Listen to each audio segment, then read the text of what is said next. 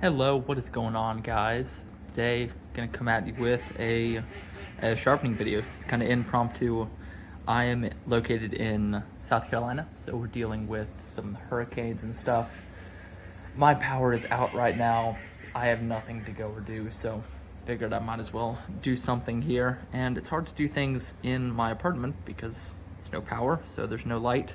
So I figured I'd come out here and do a little impromptu sharpening on one of my knives. This is a WE Swordfin, Swordfish, one of those. I can never remember the name. Awesome knife, really like this one.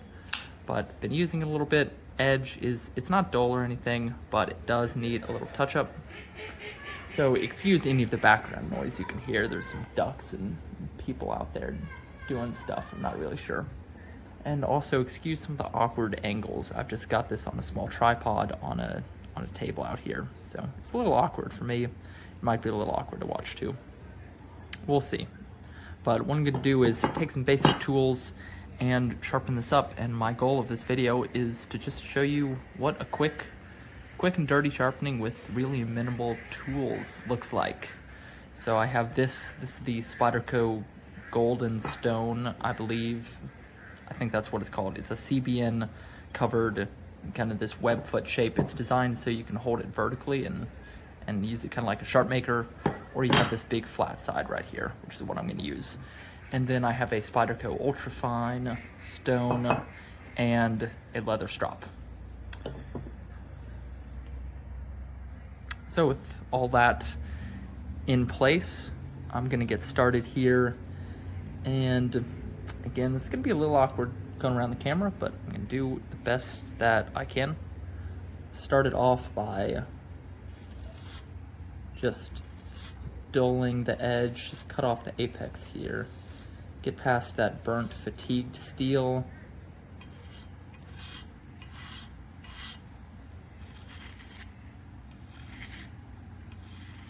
And this knife is a very slight compound tanto grind here, so I will also be working around that. Okay. And I'm just gonna try and get close to the factory angle on this. I'm not gonna do anything crazy. Sorry if I bumped the camera a couple times. Let's take a look.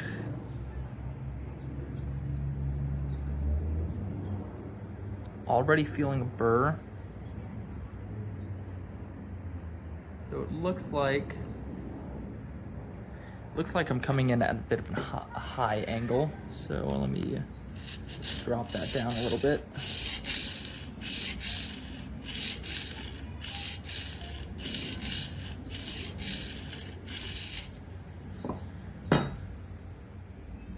See here, that looks better. That's closer. I'm still about a degree high or so. And I have no idea what the angle on this factory edge is. It feels like it's probably about, feels and looks like it's probably about 17 degrees or so.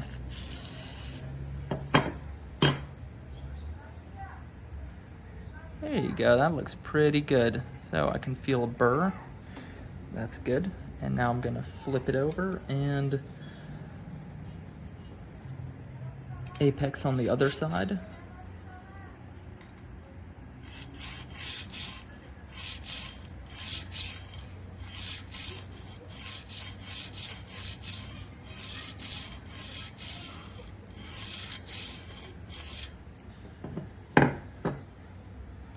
What's going to be important in this, in any sharpening with minimal tools.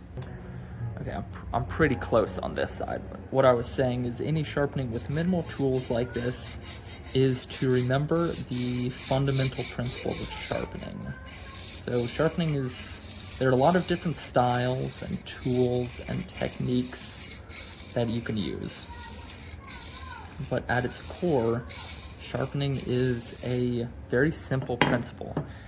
It is really, at its core, a two-step process, which is one, create the apex, which is the point right here at which the two sides of the bevel meet, you're looking straight down at the apex. That's the apex that you can see right there. So you create an apex, and then you deburr. So you remove any burr that you created in the process of apexing the edge. So a burr is what happens when you grind one side until it meets the apex, and then any additional material you remove will fold over to the other side like a little lip of metal.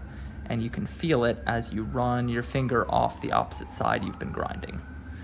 So in this case, I was grinding on this side, and I can feel a burr here as I run my finger off the edge here. Little lip of metal catches my finger pads. But that's the essence of sharpening. It's apex and deburr. Because all we're trying to do is create two edge bevels that meet at a singular point right here. Let's say the edge starts flat, like this. We're trying to grind away metal until we create this. So hopefully that makes sense. So I have apexed that main section already. That's awesome. Now I'm gonna move on to the tanto section and do the same thing.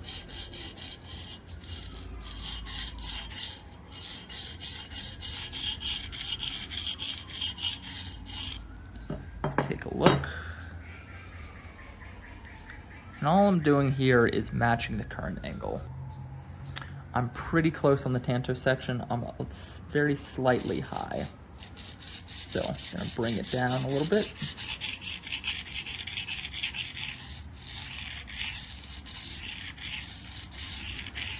So with these minimal tools, just 2 stones and a strop, my goal is to apex the edge and deburr. And if I do those 2 things really, really well, then even with minimal tools, I can create a sharp edge.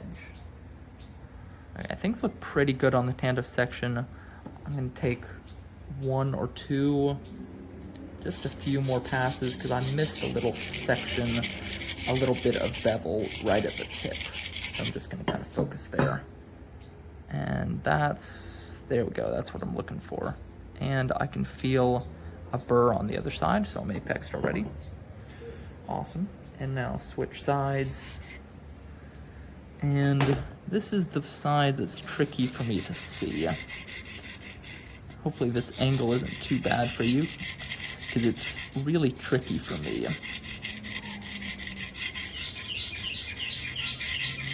And I wouldn't normally be trying to use more of this stone, but I can only make my strokes so long while trying to work around this tripod, so please forgive that. Imagine, if I could, I would be using the entire face of the stone. Okay, on this side, I'm definitely coming in too high, so I need to lower that down a little bit.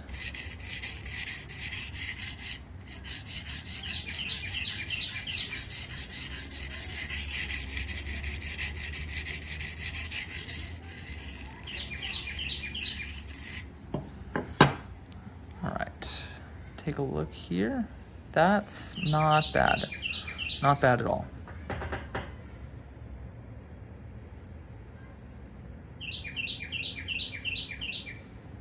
I'm still just a little bit high, I can see. There's a little bit of the bevel up at the shoulder that I'm missing. So I'm gonna take a few more passes, try to lower that angle very slightly.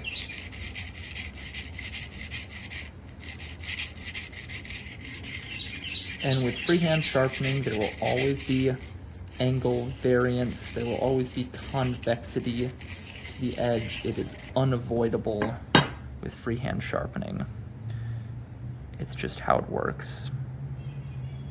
But that doesn't matter if you remember the principles of sharpening, which is apex, deburr. I'm just looking at the tip right here. Make sure it looks symmetrical and looks pretty good to my eye. Here's the first side, and here's the second side. They look pretty decent. And then here's that main section. You can see back here at the heel, I missed just a little bit right there. I may go back and clean that up. This side looks pretty good though. Not bad.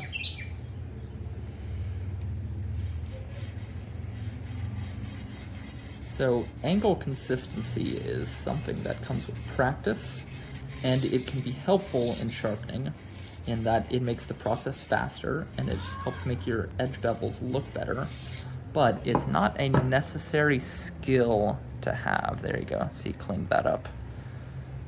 So consistency just makes things a little bit faster, but not a necessary skill. And I'll show you why. So I have this edge apexed here on this stone. This is like 150 or 200 grit CBN, something like that. It's pretty aggressive, and you can see from the scratch pattern here, pretty coarse edge. This would be very difficult to deburr on. I would not like to do that. So what I'm gonna do is jump up here to the Spyderco Ultra Fine, and I'm gonna use this for the deburring and finishing, and it is not going to completely take out all the scratches from that CBN. That plate is simply too coarse and this one is way too fine, but it's going to kind of smooth over those scratches a little bit and be really, really good for deburring because it's very high grit and it's very, very hard, and those two things are very helpful for deburring. So I'm just going to take some passes, just kind of get rid of some of the bulk of that aggression, and I can also feel the burr.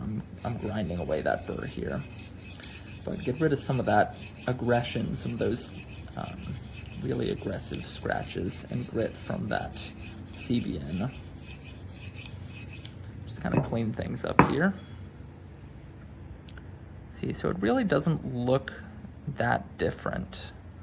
You can still see it's very aggressive, but, and it may not come through on camera, it's definitely slightly more refined. I can see some very slight reflectivity on kind of the peaks of those scratches from the CBN. So we're headed in the right direction here. And now switch sides and repeat.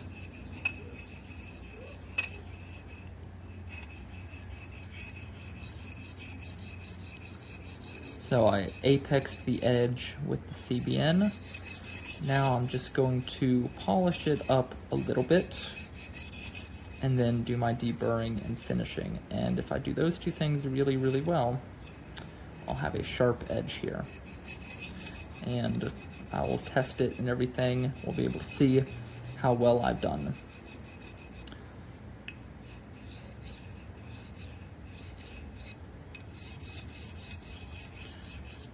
Now, one trick you can use, I'm not doing it here. I may do it right at the end to demonstrate, but one trick you can use if you're not so good at holding your angle is when you get to the deburring stage, you can raise up a few degrees and add a micro bevel. And what that does is it makes it way, way, way easier to hit the apex and be sure you're hitting the apex. And that is important because during deburring, the burr is on the apex. So to remove the burr, you have to hit the apex with your stone. If your angle is inconsistent and you're trying to hold, let's say, a 20-degree angle, but some of your strokes end up at 22 degrees, that means your apex is probably up here at 22 degrees, and maybe the bulk of your strokes are down here at 20 degrees. So to hit that apex, if you raise up 2 degrees, go at this angle, you'll create a micro bevel and you'll hit boom, boom, boom right on the apex every time, which will make it really, really easy to deburr just because you're hitting the apex more assuredly. You have a higher chance with every stroke of actually touching the apex and the burr. So that micro bevel is a tool you can use, that anyone can use, especially those who may not be as good at holding an angle consistently, to easily deburr. And you can also use it to easily apex an edge. Say you could create a secondary bevel at a really low angle, like 15 degrees, and you don't really need to reach the apex with that bevel because you can come back and raise up to, say, 18 degrees and apex at 18 degrees, creating a micro bevel. And you have the cutting performance of a 15-degree angle, but the toughness of an 18-degree angle. right at the apex. Now, you won't get the full benefits of a true 15-degree edge angle, but you'll get some of them with decreased cutting resistance, and then you'll get some of the toughness you would have at an 18-degree angle. So it's kind of a multi-benefit approach here that both makes it easier to sharpen and increases the cutting performance. That's just one option you have in sharpening. I haven't done that here. I just created one bevel because all I'm looking to do is put a new edge on this quickly and easily. So at this point, I felt good with kind of the edge refinement I'd gotten. Now moving on to deburring. I'm just using a series of edge leading strokes on this Spyderco Ultrafine to knock off that burr. I'm just gonna feel it with my finger. Feeling pretty good. Feeling pretty good. Feels decently sharp, not bad. Now, from experience, I know that most of the time when you're deburring, at any given point when you think you're done deburring, you probably aren't, and you should probably go ahead and take a few more strokes, because burrs have a tendency to hold on the edge and flip back and forth. This is of course dependent on the steel and the heat treatment and a couple of different factors, but I always recommend go ahead and just take more deburring strokes than you think you need to. It won't hurt anything doing more of these deburring strokes, assuming light pressure and not too high of an angle and not too aggressive of an abrasive. These additional strokes won't do anything. After you remove that burr, let's say you're hitting that apex again, you're theoretically recreating a burr, but it will be very small and very minimal. And if you're not using too much pressure or too high an angle or too coarse an abrasive, it'll be so small and minimal that the next stroke you take on the other side will simply start knocking it off again or flipping it over. And really, it is virtually impossible to deburr an edge without forming some kind of additional burr. It's just bound to happen because as soon as you hit that apex and have removed that burr, you're going to start forming a very, very small new burr. So to try at all costs to avoid it is impossible and pointless because it won't have that much of an impact for the reasons I mentioned. Now that's feeling pretty good. So here's some phone book paper, slicing through this pretty well. Pretty good, not bad. Yep, on the canto section, main section, pretty sharp. It's shaving, it's a little rough on the shave, but it's pretty good. Now, let's see what happens when I give it a little strop. This is a 1 micron diamond on leather strop, and the compound is stroppy stuff. Diamond compound, as I said, 1 micron. This is one of my own strops that I make. I'm just gonna take some gentle passes, edge trailing, same angle or very, very slightly lower. Check out my video on stropping. I made one a little while ago if you have any questions about the process of stropping and how you do it. Gonna take maybe 5 per side here. Switch sides.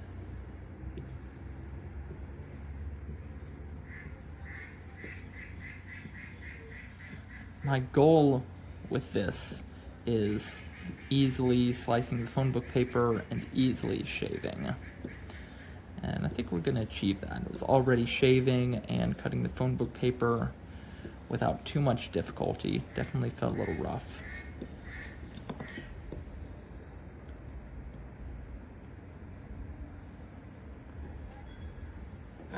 All right.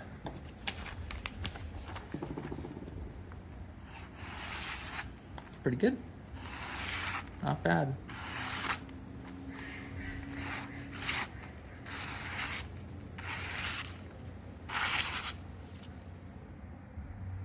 Feels pretty sharp. Yep, feels pretty good. Still feels aggressive Feels like it needs a couple more swipes right here.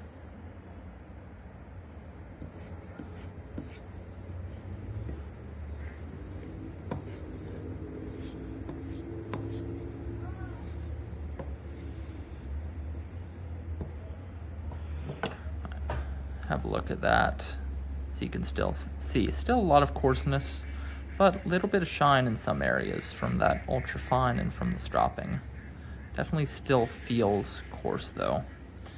And see if this comes through on camera. Pretty easily hair shaving, not bad at all. It's pretty clean, feels smooth enough. And yep, slicing paper quite easily.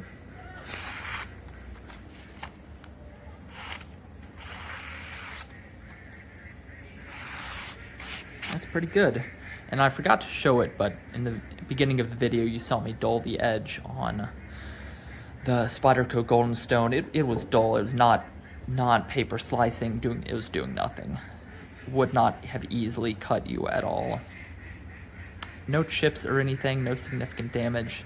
All in all, pretty easy sharpening, pretty fast with some minimal tools.